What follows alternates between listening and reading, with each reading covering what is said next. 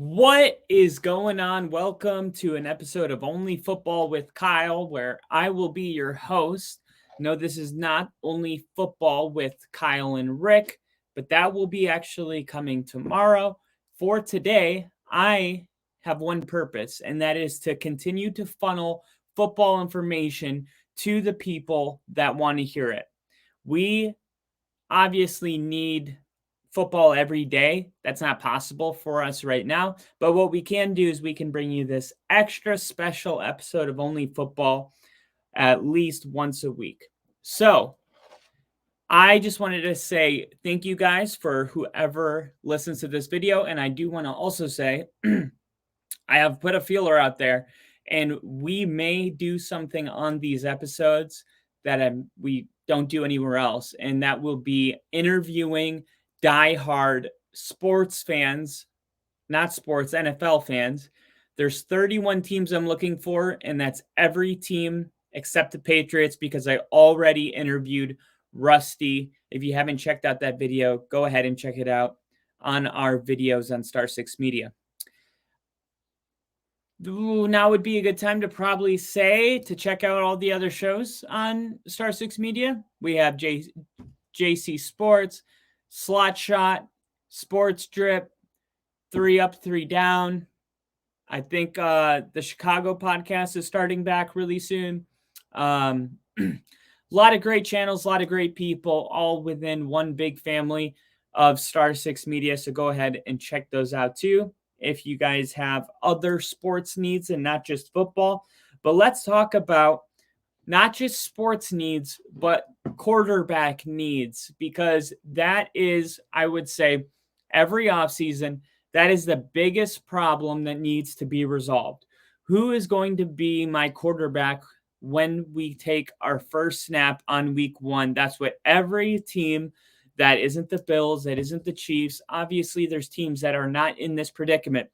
But if you miss the playoffs, you are almost always in this predicament because if you had the right quarterback, you wouldn't have missed the playoffs most of the time.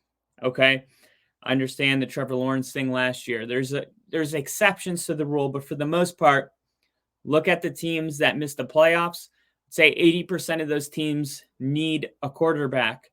And let's start with a team that did make the playoffs, but now need a quarterback, and that is the Tampa Bay Buccaneers. Tom Brady, who was 45 at the time that he went out on that cloudy day morning walk on the beach in Tampa and looked up and said, I am done. I'm hanging it up. I had a good run, and it is no longer my place to continue to play football. That is a younger generation's game, and I'm going to move on to the next chapter of my life in 1 year from now and start broadcasting. But for right now, there's a huge gaping hole on Tampa Bay's quarterback front, and we're going to talk about that. So let's talk about the cap space. So they're actually minus $42.2 million. They have the 21st overall pick, so not great. Definitely not great enough to think that they could land a top quarterback. And the projected 2023 quarterback, I'm looking at an article right now that says Gardner Minshew.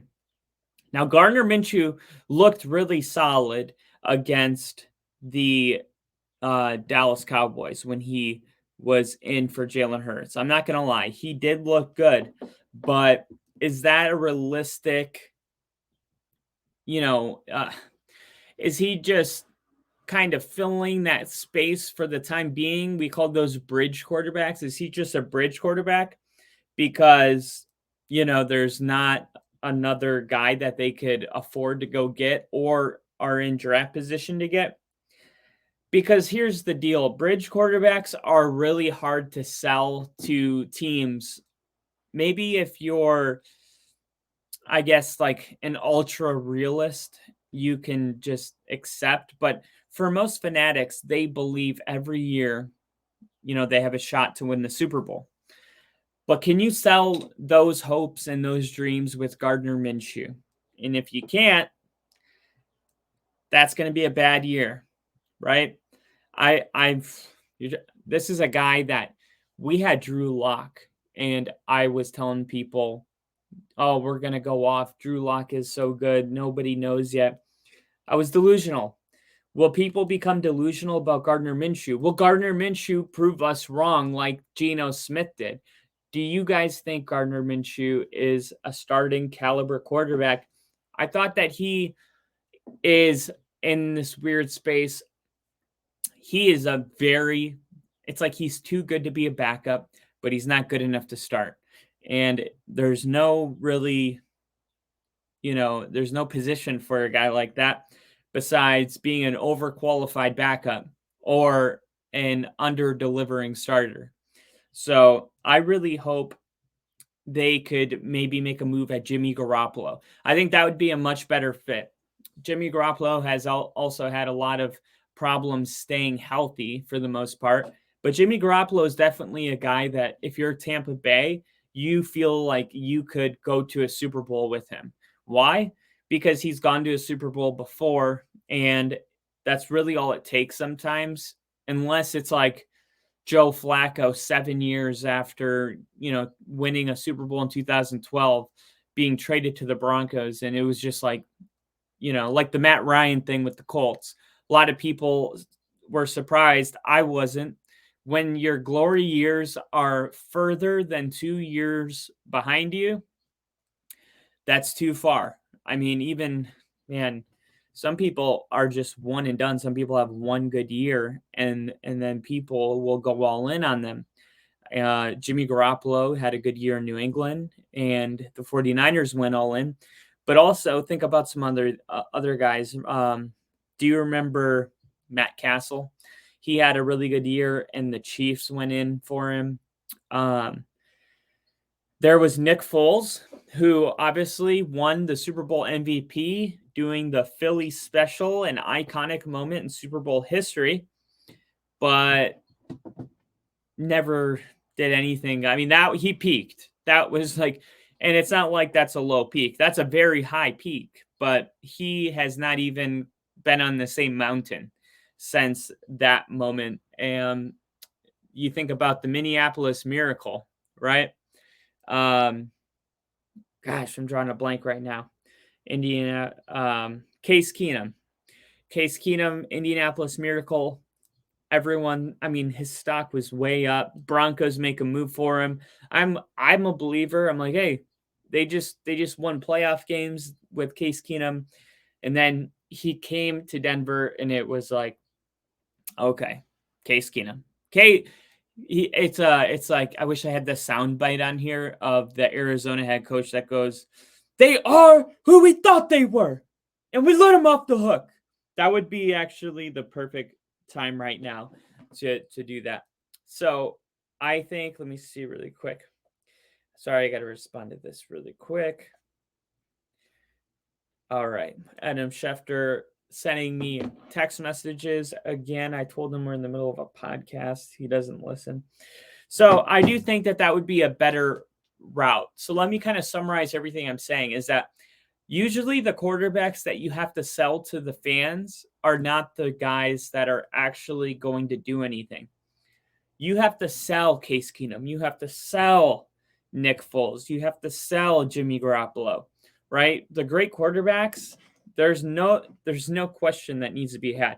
Like if Lamar Jackson got traded to Tampa Bay, I mean, you wouldn't have to sell that. Everybody would know what the deal is, okay? They would say we're contenders because of Lamar Jackson. And that's why some people are literally crossing their fingers that, he will resent Baltimore so much because of this contract negotiation taking as long as it has, that maybe their team will have an opportunity to get him. So let's hit some of these other teams that have a huge gaping hole on offense. The Colts. Why? Because Matt Ryan's done. He's 37 years old. We just talked about it. He's a turnover machine. He couldn't stay healthy, behind a terrible offensive line. And honestly, the Colts looked worse last year than they have in recent memory. So it was like even the things they did well in the past, they were like, oh, we just need a quarterback. And then, Matt Ryan got there, and it was like even the things that they did well, all of a sudden, they don't do those things well either. It's like the quarterbacks still suck, but then they didn't do those things that they were doing well, good. And it was like, damn, this is just a terrible football team ever since Matt Ryan got here. So the good news is that the Colts projected cap space is about $30 million. That is pretty good compared to Tampa Bay's negative $42 million. And Tom Brady retiring created a lot of dead money for the Tampa Bay Bucks. But the Colts have $30 million, and they also have the 5th overall pick in the draft. And that is why I think that they are going to make a draft for a quarterback, and it's going to be Will Levis. Okay. That's the Kentucky quarterback. I think it makes sense. They're drafting high enough. They may even trade up. Obviously, you have teams that are at that number 1 spot that don't need a quarterback. The Bears with Justin Fields. I can see the Colts trading, let's say, the 5th and a 2nd next year and a 3rd, something like that, and moving up, because the Bears are like, you know what? Honestly, it doesn't even matter, because we could let 3 people go ahead of us, the Bears, and if they're all getting quarterbacks, we would draft the same person at number 1, then that he'll still be available at number 4, because most likely they're trying to get an edge rusher or something like that on defense. So the Colts are going to end up getting a quarterback through the draft, which is, a different scenario than the Tampa Bay finds himself in. Okay. Here's another one that is kind of like in the middle. You can take your pick, and it's the Commanders. Okay. So both Carson Wentz and Taylor Heinicke are virtual locks to depart after trading a lot of, pieces away. So like the Colts, they've gone from one cast off to the next. This is what we call the quarterback carousel. And rookie Sam Howell entered week 18 with no experience. So if you remember last year, the Washington Commanders were losing, not impressive. Then they brought in Taylor Heinicke, and then he started winning. They asked Ron Rivera, why are you guys going with Taylor Heinicke? And he said simply because he wins. And they were like, yeah, winning, that's good enough for us. And then he had one bad week against the 49ers, who everybody struggled against because that defense was the best in the NFL.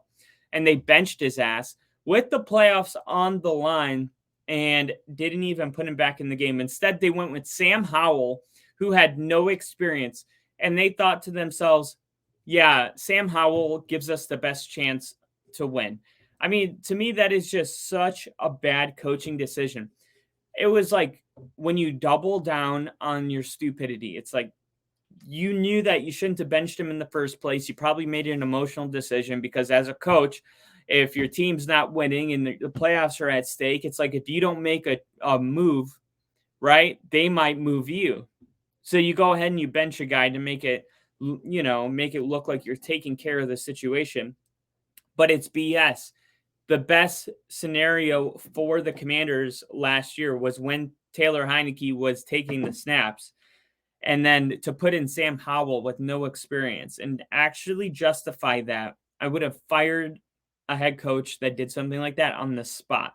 I can't believe how dysfunctional this organization runs. It's like everything you hear from them is bad, and they're just literally poorly ran, that poorly owned, and I feel bad for all the players that get stuck there. It's probably sucks. All right. So here's a big question, okay? This is probably one that a lot of people aren't considering to ask. Tua Tagovailoa, okay? Why would he be at question? He took a big leap forward under Mike McDaniel, but his short and long-term availability is in question after he suffered multiple concussions. The only other quarterback under contract beyond 2022 is Skylar Thompson, who we actually saw there in the playoffs. So the projected cap space for the Dolphins is minus 2.5 million. Projected top draft pick is number 49 because they traded their first round pick for Bradley Chubb, who the Broncos ended up giving to the Saints. That first round pick has gone on a journey. I mean, that first round pick went from the 49ers to the Broncos, and then the Broncos had it. And no. That pick went from the 49ers to the Dolphins, from the Dolphins to the Broncos, from the Broncos to the Saints for Sean Payton. I mean, that is crazy to, see how a pick can travel so far.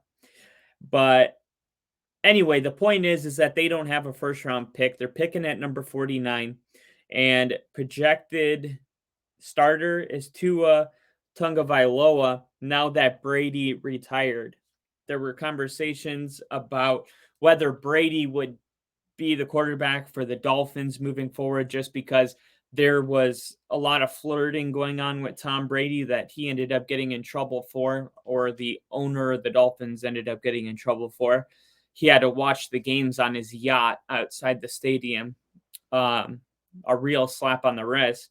So I do think Tua will be back, but I do think the availability piece is really important.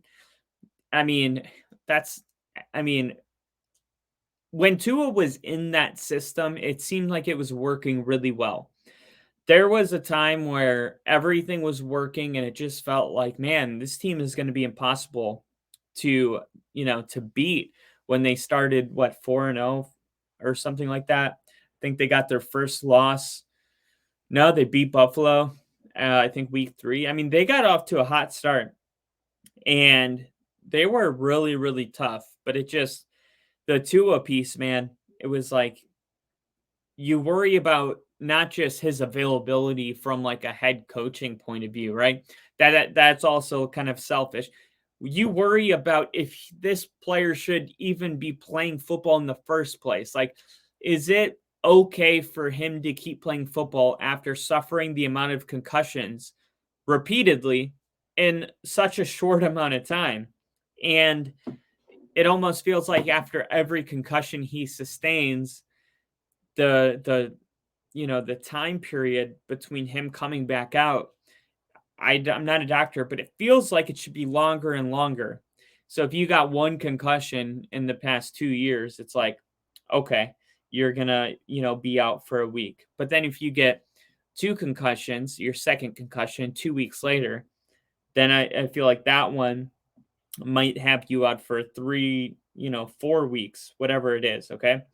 But then if you have 3 concussions within 7 weeks, it's like, okay, maybe that's when you start considering, if the player, I mean, obviously the players want to play, and we've talked about this a million times, but there may have to be a scenario where the coach gets in the way of the player wanting to play. So something to keep in mind.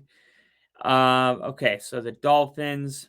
Now let's look at the Falcons. The Falcons, because they have fallen way down on their stock since going to the Super Bowl in 2016.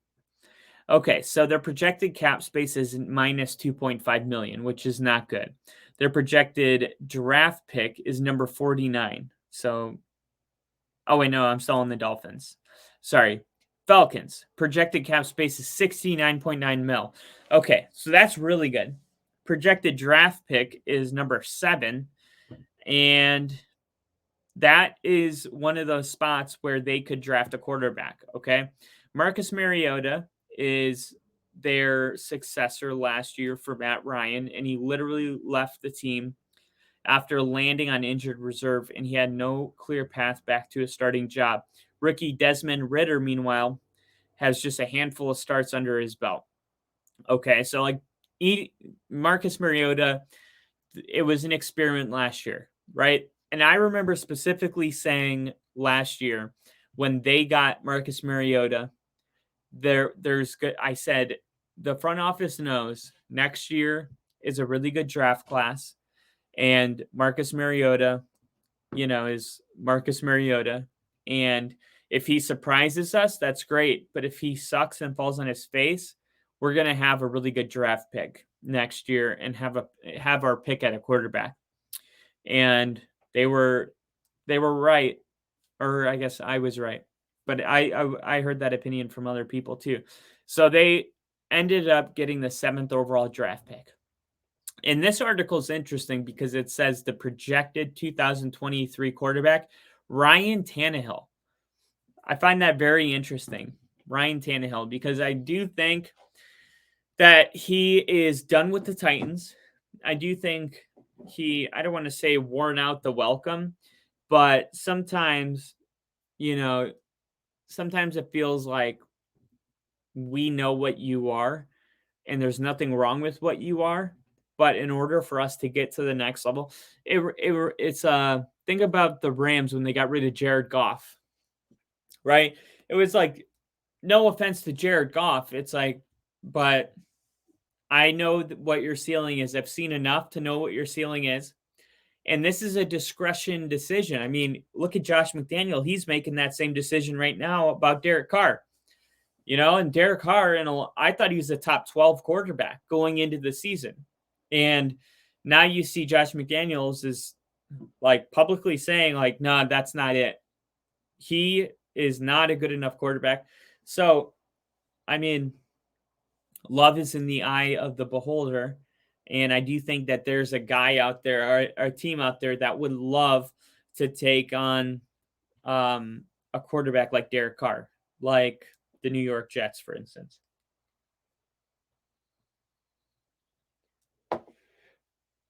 So let's talk about the New York Jets. Okay. So the New York Jets are dancing between the 2021 second overall pick, Zach Wilson, and the veteran fill-in, Mike White, who did pretty good. But I don't know whose defense, but everybody looked good that came in for Zach Wilson. Like, no matter what quarterback came in, and Twitter was blowing up on Thursday night against the Jaguars. It was like week 14 later in the season. And the Jets were on a losing streak and the Jags were on a winning streak. And it was like, okay, this is the game we have to win to make it to the playoffs. And the Jets sucked. I mean, it was terrible, terrible, terrible. And they put in a Canadian football player. I forgot his name. Big, buff dude, number 15. It looked like he couldn't even throw the ball, just like looked like a linebacker. And he looked better than Zach Wilson. So it was like, okay, maybe everybody is just a better option than Zach Wilson. Okay. So Wilson's already been benched multiple times last season. So I don't know. Like, we saw Saleh multiple times say that they believe in Zach Wilson, that the benching is not, them parting ways with him. But how true is that? I'm not really sure. I really think there is a chance that Saleh was not truly speaking his mind as a defensive guy. He probably was like, I don't want to make any unanimous decisions, even though I'm the head coach. Like, that's not my side of the ball. I need to meet with the other staff and see what their feelings are on Zach Wilson. But I don't think it's going to be good, and I don't think. I think if the Jets can't land a quarterback like Derek Carr or Jimmy Garoppolo or somebody in free agency, I do think they might roll with Zach Wilson one more time, but I don't think they want to. I'll be clear about that. I don't think they want to give Zach Wilson another chance just because, it wasn't just his play in the field. There was a lot of maturity stuff going on, like that game that he said he doesn't feel bad about, his team scoring like 7 points the whole game or something.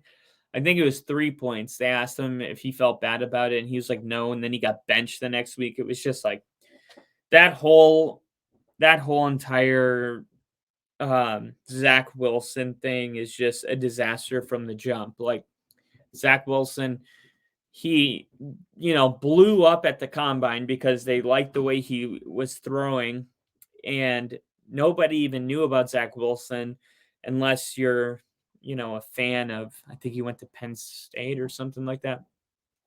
So nobody was even a fan of Zach Wilson. And then all of a sudden at the combine, he's like the next Patrick Mahomes, which every gifted passer that throws it sidearm and runs around gets compared to Mahomes. And it's like, no, you're not. You're not Patrick Mahomes. And if you watch Zach Wilson play, he literally looks like a drunk version of Patrick Mahomes that is not Patrick Mahomes at all. Not even worth a comparison. Like, he tries to do all the things Mahomes does, but the difference is none of it works for Zach Wilson. Okay. So the Lions. Okay.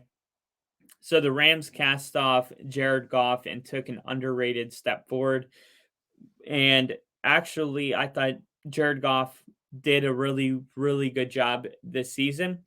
But here's the kind of drawback from the media is that he's approaching 30 and he's played like a borderline top 10 starter despite physical limitations.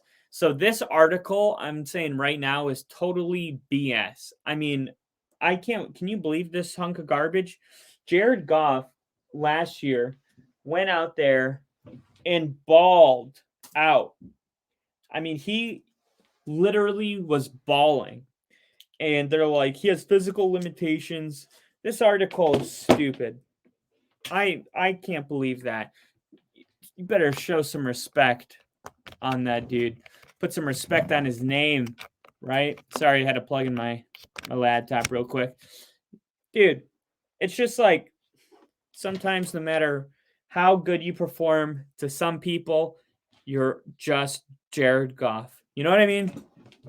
To some people, you're just Jared Goff, and you'll never be anything more than it. There we go. All plugged in. Yeah. I'm not even going to continue on that article because I think that is a bunch of BS. Jared Goff will be the starter for the Lions going into next season because he deserves to be, because he was arguably a top 5 quarterback last year. And if you don't agree, just go look at the numbers. Okay, the Panthers have Sam Darnold. Okay, the Panthers also only have $1 million of cap space, but they do have the number 9 overall pick. So I do think that there's a chance that they'll be able to draft a quarterback. And I think this is something different, but I think it might be Anthony Richardson. Okay, so I do think there's Anthony Richardson. He's actually throwing this week. The only quarterback on this list that's not is Bryce Young, which I made a short about if you guys want to go check that out. But I do think the Panthers are going to end up drafting a quarterback. And the real question is, will they move up to do that? Or will they be able to stay where they are and do it? I think at number 5, unless a bunch of teams jump you, right? You're almost guaranteed to get to, have one of those guys land to you. the Patriots. So Mac Jones, 2 years removed from arriving as the 15th overall pick in 2022 or in 2020, but 2022 was a big step backwards, and I'm going to push back against this. Okay. I don't think Mac Jones was the reason the Patriots failed offensively. I think Mac Jones is set up for failure in the system that New England is running at the present moment. I think if Mac Jones had gotten the help that he was seeking when he got in trouble for reaching out to people outside of the Patriots organization, he got in trouble for making those phone calls because apparently Bill Belichick didn't like it. It showed you that the young man had, he wanted to fix it, and he understands also. And I talked about this with Rusty. I said it's not a coincidence that the teams that are drafted into the right systems develop, and the teams that get drafted into dysfunctional programs flake out, right? I mean, it's almost like what came first, the chicken or the egg? Mac Jones was drafted to New England, and that felt like a really functional place until last season, where a lot of these stories came out, and we were just like, man, I didn't know it was going down like that over there. I don't know what I thought my whole life, to be honest. I think, because I was so young when Tom Brady and Bill Belichick started, I think I always thought Bill Belichick was an offensive guy. I knew Josh McDaniels was their offensive coordinator because I was a Broncos fan, but I didn't realize that Bill Belichick was like, just a defensive dude. And I think it's starting to catch up with them. So we'll see what happens with that. But I don't think the Patriots should be getting rid of Mac Jones. I really think Mac Jones just needs a little, he needs help, man. The worst part is though, and that's why I kind of stuttered a little bit, is because I don't think anyone's coming to help him. I don't think I feel like Belichick is super safe, at least for this year. And I also think Belichick is super stubborn, but things are supposed to be changing. New offensive coordinator, was it Bill O'Brien, I think. So some things are changing in the favor of the Patriots. Let me see really quick. I remember me and Rusty talking about it when I interviewed him. It is Bill O'Brien. Okay. Patriots announced that Bill O'Brien has been hired as the offensive coordinator. Okay. It was weird though, because okay, no. I was thinking of Matt Patricia. Okay, so Bill O'Brien has been hired, and apparently Bill O'Brien was the reason that they had a lot of success in the past. That's what Rusty was telling me. So my stepbrother is actually a huge Bill O'Brien or Patriot fan, but he said Bill O'Brien being there is a really good thing for the Patriots. So we will see if Mac Jones, I would say, gets to benefit from that, or if the dysfunction kind of persists. But I do think, depending on how this year goes, we'll know what to do with Mac Jones. Is kind of sad as that is, because it just seems like he was doing so well to make the Pro Bowl as a rookie, to just have it all come crashing down so fast. And then we talked about Derek Carr. So the Raiders, okay, they have $54.2 million in cap space, and they have the 22nd overall pick. And this is going to be interesting because Josh McDaniels has been rumored to Jimmy Garoppolo, because Jimmy was there when he drafted them. But here's something to throw out there. What about Mac Jones? What if Josh McDaniels got Mac Jones back on his team as the quarterback? Would he be interested in that? I'm not really sure, but Josh McDaniels did say something. I don't know if it was yesterday or the day before, but he said, I want the next quarterback for the Las Vegas Raiders to be here for a very long time. Okay. So that kind of ruled out, I mean, there was like rumors about Tom Brady and Aaron Rodgers. That kind of rules out those guys. Josh McDaniels is looking for a quarterback to be a Raider for the next 10 to 15 years. And that's why it's worth raising an eyebrow, at least, to the idea of Mac Jones or Jimmy Garoppolo, if Jimmy has that much football left in him, if he can stay healthy. Okay. So I I'm not really sure about Jared Stidham. It says here, um, some people are saying Josh McDaniels might disciple Jared Stidham. Um, I don't I don't really think so. I think he kind of did that trial to see how it would go, but I don't know if it went well enough because I feel as if that experiment actually went well, then Josh McDaniels would have not he would have addressed this to the media already when they're asking him who's going to be your next quarterback. He would say, "Well, Jared Stidham, the guy I drafted in New England that I benched Derek Carr and I started.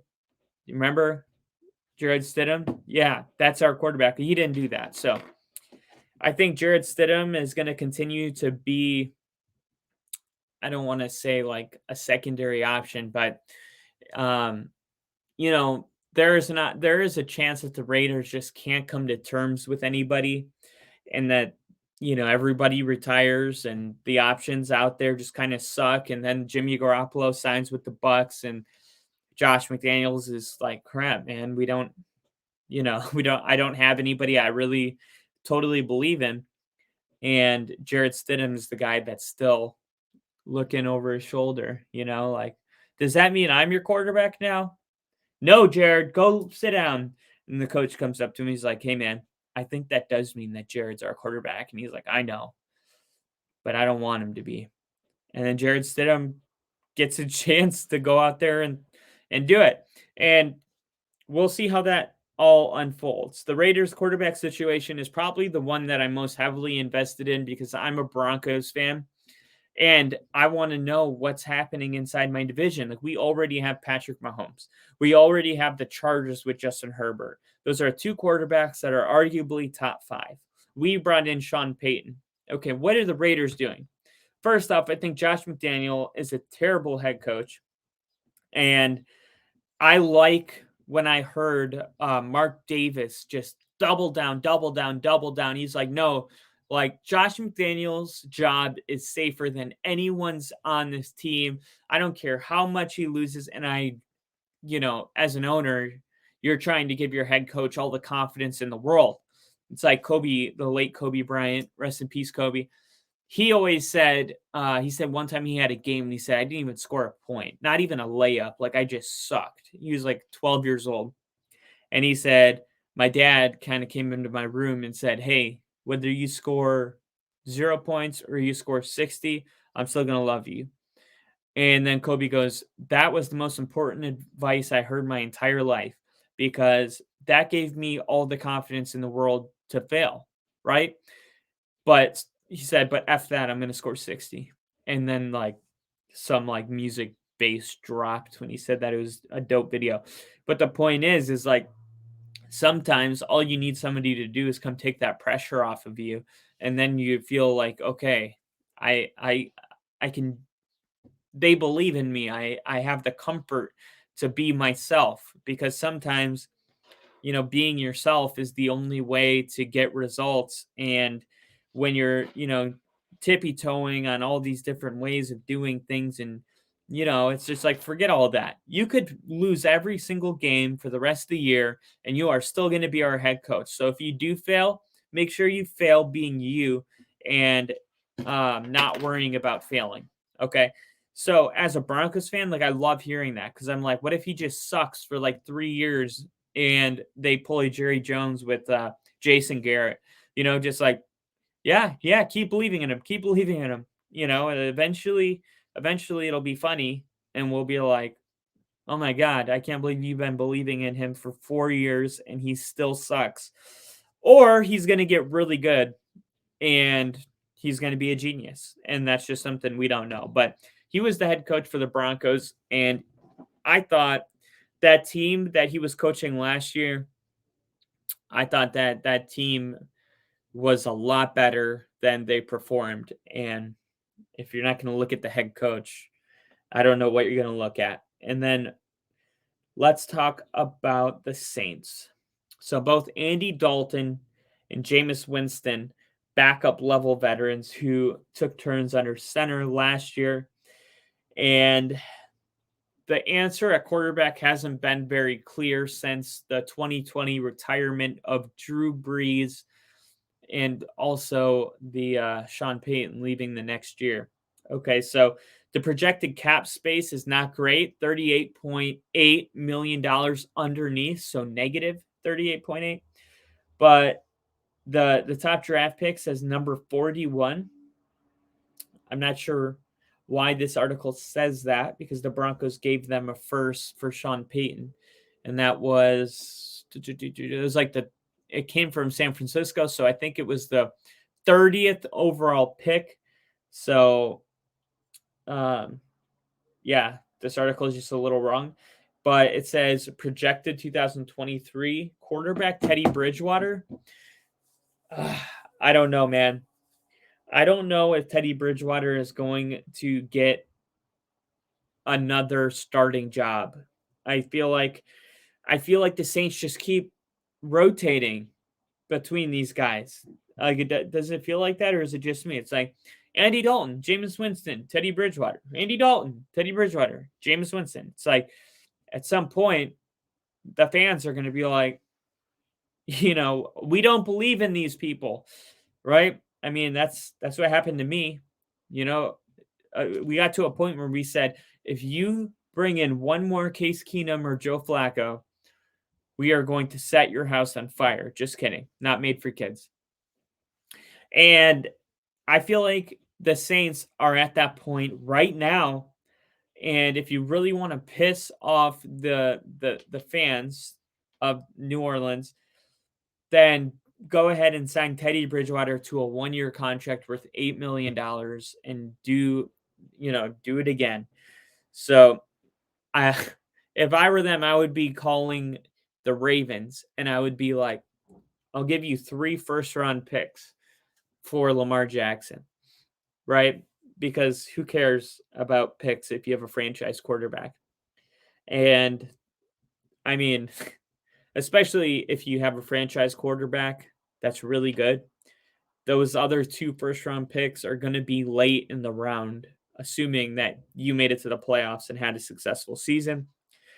And if you look at least for the Broncos, if you look at the players that they've drafted between 20 and 32 in the first round, so late in the first round in the last 5 years, it's like all players that aren't on the team. Just like all guys that you would totally trade for Lamar Jackson. I understand why it's nice to have picks because it also gives you leverage when you're making deals. And it's really nice on draft day to not, just not have a pick. I mean, that kind of sucks. Like everybody wants to play. But if it's a guy like Lamar Jackson and you're the Saints, dude, do it. Do everything you got to do. So let's talk about that Lamar Jackson scenario. So the Ravens have a former MVP in Lamar Jackson, and it looks like he might be heading into a free agency, right? So it depends what happens. There's 2 types of tags. And if he doesn't get the exclusive tags, then other teams will be able to come and talk to him. And I almost guarantee that there will be another team that will be interested in Lamar Jackson, interested in everything that he brings to the table. And, he's a former unanimous MVP, and there's only been one other player in the NFL to ever win the MVP unanimously. So I do think that they have to try to figure something out with Lamar Jackson, but I don't think it's going to happen. And we'll talk more about that with Rick on Only Football with Colin and Rick. And the last couple teams I wanted to talk about, the Seahawks have had Geno Smith, who has been a revelation for the Seahawks in his entire career, has been rejuvenized, right? But he's also 32 years old and he's leveled off recently and will be a free agent with just one good season as a starter on his resume. He went to the Pro Bowl. Okay, you can't underestimate the kind of season that he had. He had a pretty damn good year last year, and the Seahawks were supposed to be trash, and they weren't. They were actually surprisingly really good. And this is what I think might happen is that the Seahawks might trade up into the draft, right? So here's the deal. The Seahawks, because of the Russell Wilson trade, they have the 3rd overall pick. And I don't even want to talk about that. So don't make me talk about the Broncos 3rd overall pick and not having it. We have Sean Payton. Okay. With the 3rd overall pick, there's just a lot of value in drafting CJ Stroud. Okay. I mean, the Seahawks haven't been in this position for a very long time because they had Russell Wilson, who led them to a lot of wins, the fastest in 10 years of any player in history. So here Seattle is, though, with the Denver Broncos draft pick and an opportunity to take either Bryce Young, CJ Stroud. I have a feeling somebody might move up. Let's say the Bears don't move and they stay at 1 and get a defensive player because nobody's offering enough. I almost am certainly positive 100%, 99.99% sure the Bears will not draft a defensive player at number 1 because it just doesn't make any sense not to get more capital and move back and then draft a guy. But the Seattle Seahawks, I don't know how much they would have to give to move up from number 3 to number 2. It doesn't seem like you'd have to give up like a shit ton, but it's Houston. Okay. So let's look at that. Okay, Chicago at number 1, Houston's at number 2, Arizona at number 3, Indianapolis at number 4, Denver at number 5. So my projection is that Seattle will move up to number 3 and trade with Arizona because Arizona doesn't need a quarterback. Swoop. But here's the thing. Chicago might make a trade with Indianapolis. Okay, I don't think Houston's going to move because they're like in a position where it's like, take Bryce Young. Okay, we'll take CJ Stroud. We liked him best anyway. It's like, oh, they picked CJ Stroud. All right, we'll take Bryce Young. You know, there's a chance that they are going to just stay where they are, and whoever falls to them at number 2, they will happily take either Bryce Young or CJ Stroud. So if that happens,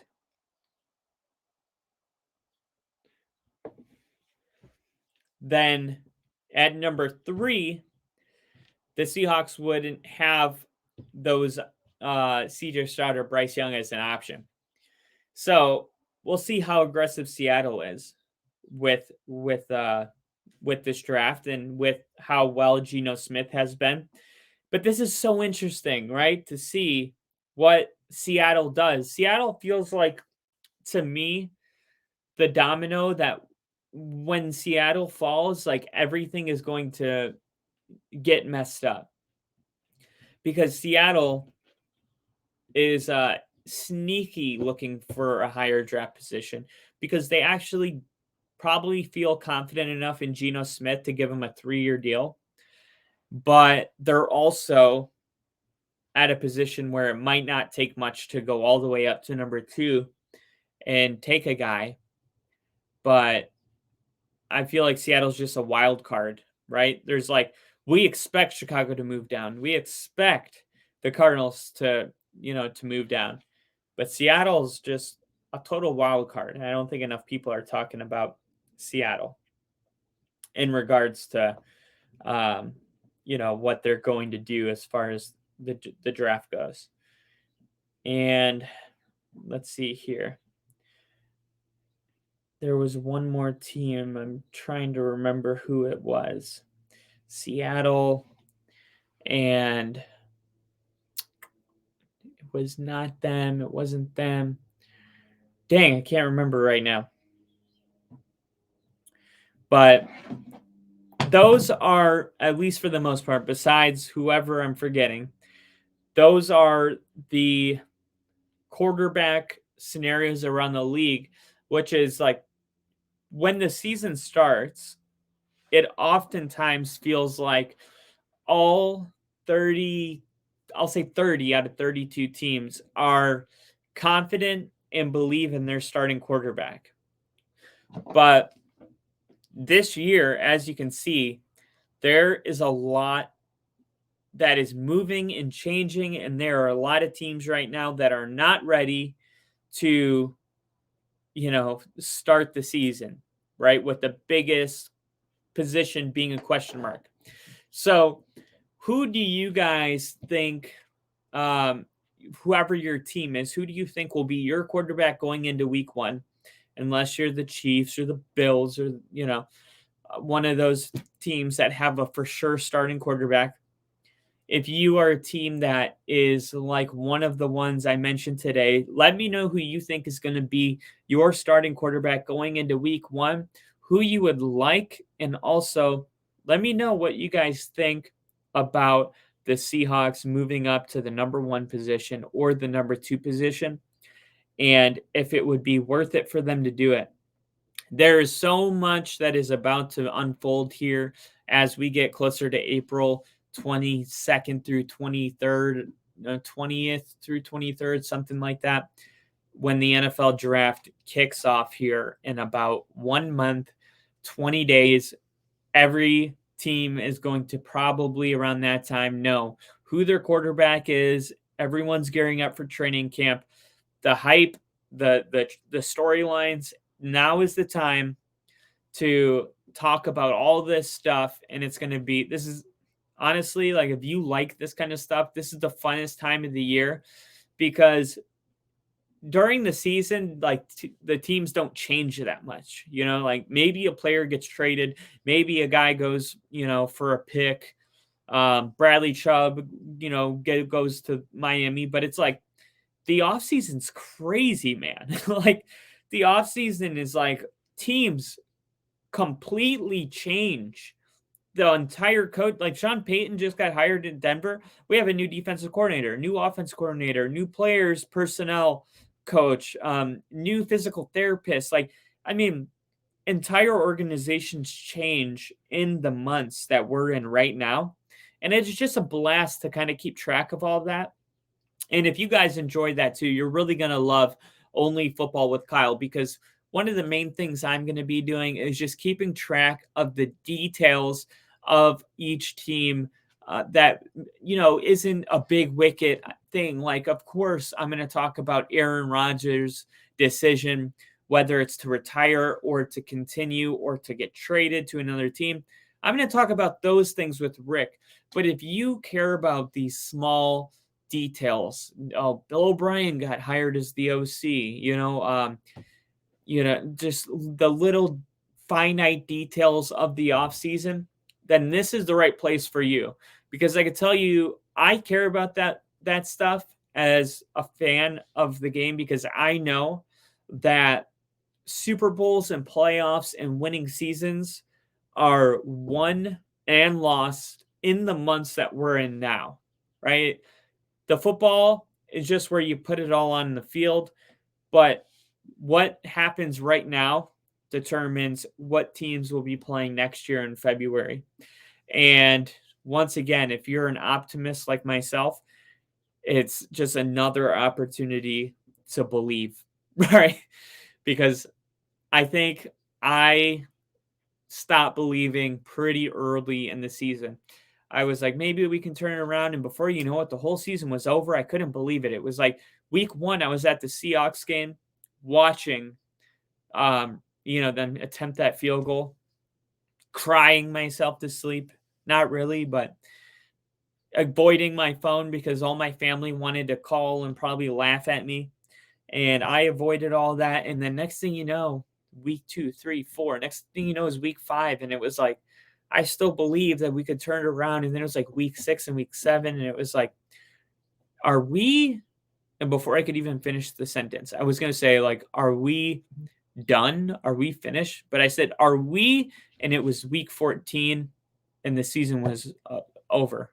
I mean, it was just so fast. And I don't know if it's because me and Rick started a podcast and, I'm just maybe not used to being so involved with every single game, which I would have thought that experience would have slowed the season down. But for me, the whole season just felt like it completely flew by. And I enjoyed it. I enjoyed recording it. I enjoyed watching all of the games with you guys. And if you guys also are interested in that interview thing, let me know about that because I would love to interview or have the opportunity to interview any of you guys who are passionate about your favorite teams out there. And one last time, if you guys are subscribed to this channel, thank you. I hope you guys are enjoying this channel. I hope you like it.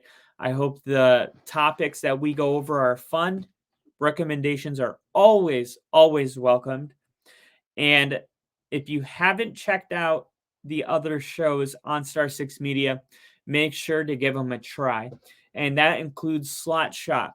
That includes JCA Sports. That includes Big League Chicago, which is starting up soon. Only Football with Kyle and Rick, and that will be on Mondays and Thursdays, and Sports Drip Live.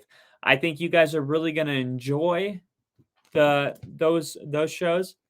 And as always, we will see you here on Mondays, Wednesdays, and Thursdays on the Only Football channel. Thank you guys again for listening. By next week, we should have a bunch more details about everything that's going on around the league with the quarterbacks that are throwing and doing drills right now in Indianapolis. It is officially, draft time of the season. So we will keep you guys up to date with that kind of stuff. And as always, we'll see you guys next time. See ya.